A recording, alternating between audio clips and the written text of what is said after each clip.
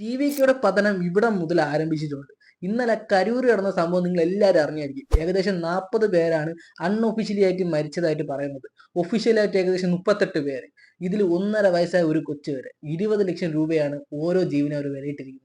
എന്താണ് അവിടെ സംഭവിച്ചത്? നമുക്ക് നോക്കാം.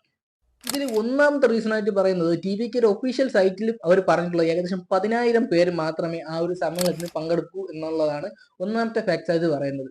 ഇതിൽ രണ്ടാമത്തെ കാര്യം എന്ന് വെച്ചാൽ ഇവർ ഏകദേശം 5 മണിക്ക് ആ ഒരു കരൂർ എന്ന സ്ഥലത്ത് എത്തുമെന്ന് ഇവർ ഒഫീഷ്യലി അവരുടെ ടി.വി.കെയുടെ സൈറ്റിൽ തന്നെ പറഞ്ഞിട്ടുണ്ടായിരുന്നു. ഇവർ വന്നപ്പോൾ തന്നെ ഏകദേശം 3 മണിക്കൂർ തന്നെ ലേറ്റായി.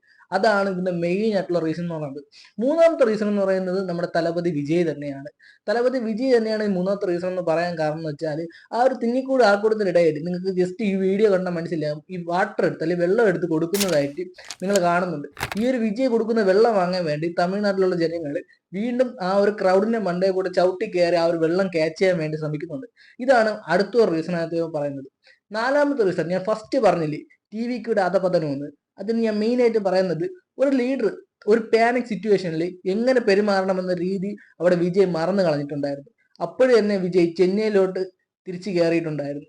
ഇതാണ് ഞാൻ പറഞ്ഞില്ലേ ടി.വി.കെയുടെ പതനം എന്ന് പറയുന്നത്. ഒരു ലീഡറിന് വേണ്ട ഒരു ഗുണം അവിടെ വിജയ് കാണിച്ചിട്ടില്ല.